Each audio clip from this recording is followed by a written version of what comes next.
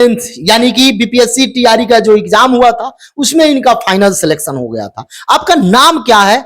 मेरा नाम सौरभ कुमार वर्मा हुआ। जनरल में है। जनरल कैटेगरी में मेरा रैंक 497 है। कितना अंक आपका आ रहा था जब ओएमआर सीट जारी हुआ मिला है? तो जब ओएमआर सीट जारी हुआ था उस समय कोई ऑफिशियल आंसर की तो आया नहीं था, तो ऐसे ही यूट्यूब्स वगैरह से हम लोग जब मिलाते थे तो मेरा स्कोर 84 के आसपास हो रहा था। बट जब फाइनल आंसर की वगैरह जब हम सब लोग मिला लिए तो मेरा स्कोर 80 पे आकर के 4 अंक घट गया मेरा। एक बात बताइए, जब आप तैयारी करते थे, क्योंकि बीपीएससी एक अलग संस्थान है, उसका एक अलग क्रेज है, कहीं भी चले जाइए आप बीपीएससी का जो काम आप देख रहे हैं, उस समय आपको कैसा लगा? तैयारी में क्या क्या आप अलग चेंजेस किए जब पहले पढ़ते थे और जब बीपीएससी वाला बात आया? देखिए, जैसा आपको पता होगा कि हम लोग 19 में एक बार एसटीईटी का एग्जाम कंडक्ट कराया गया था जिसमें एक मेरिट और नॉट मेरिट करके विवाद हो गया था। तो कंपटीशन तो उस समय से ही हमको पता चल गया कि काफी टफ होने वाला है, खास करके हमारे सब्जेक्ट में।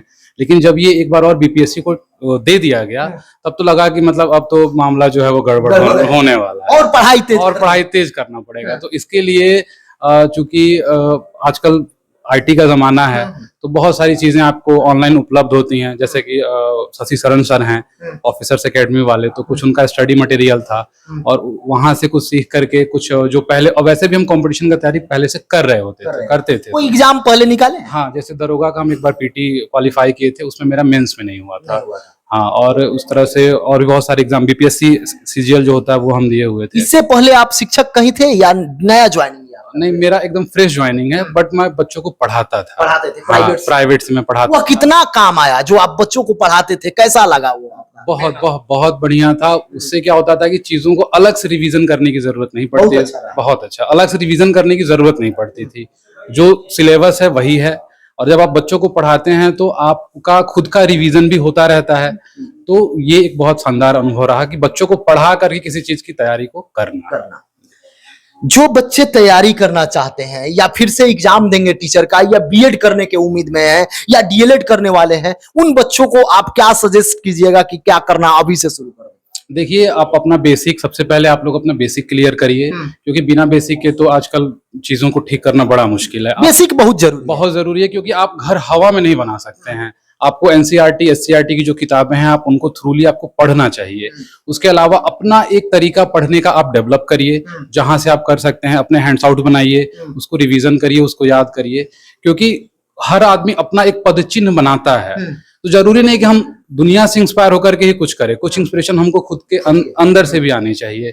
तो ये आप लोग कर सकते हैं। एक बात बताइए, आप पढ़ाए हैं, एक नोट्स बनाते हैं अभ्यर्थी, शॉर्ट नोट्स तैयार करते हैं, होता क्या है 10 दिन 15 दिन का पढ़ा हुआ या एक चैप्टर का पढ़ा हुआ 2-4 लाइन में लिख के वो अपना शॉर्ट नोट्स बना लेते हैं।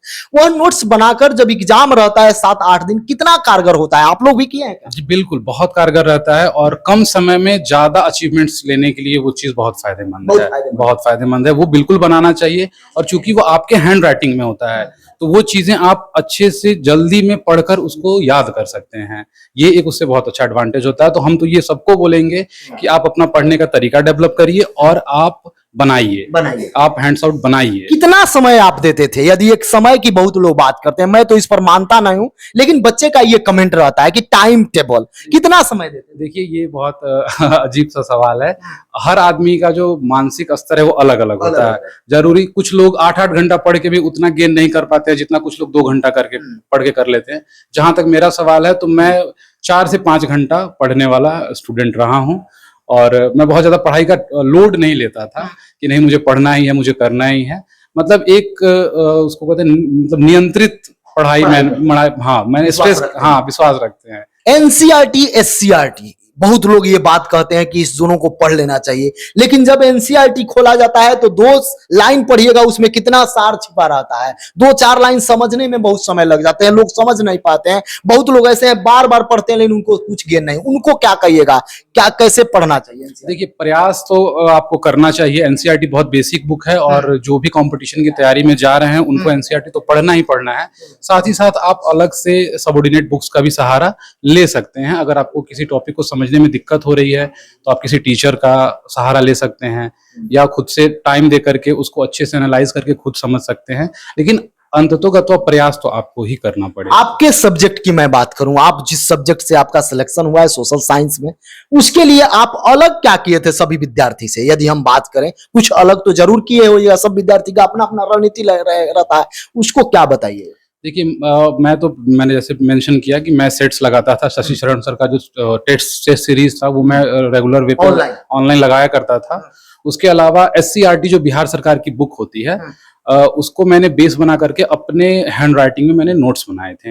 हाँ, और उसको मैं बराबर रिवीजन करता रहता था। और कमाल की बात देखिए कि काफी ज्यादा सवाल जो थे इस बार एग्जाम में वहां से पूछे गए थे। जैसे कि वर्ल्ड हिस्ट्री के क्वेश्चन जो हैं वो बाकी कॉम्पिटिटिव एग्जाम्स में उतने नहीं पूछे जाते हैं या नहीं पूछे जाते हैं, लेकिन इस बार BPSC में सिलेबस को ध्यान में रखते हुए पूछा गया और उससे काफी बेनिफिट हुआ हमको। जो 9th-10th का हिस्ट्री या पॉलिटी वगैरह का जो क्वेश्चन था उससे काफी फायदा हुआ। जो बच्चे का इस बार सिलेक्शन नहीं हुआ है, आपके छोटे भाई बड़े या बड़े भाई हो, जो भी हो या बहन हो, उनको आप क्या संदेश दीजिएगा एक शब्द में यदि पूछा जाए? धैर्य और निरंतरता। धैर्य और निरंतरता। और ये आप धैर्य और निरंतरता बनाए रखिए, आप भी एक ना एक दिन सफल जरूर होइएगा। और ये अगर आप ये ईमानदारी से कर रहे हैं तो उसमें ज्यादा वक्त भी नहीं लगेगा, आपको बस उस चीज को मेंटेन करके रखना है।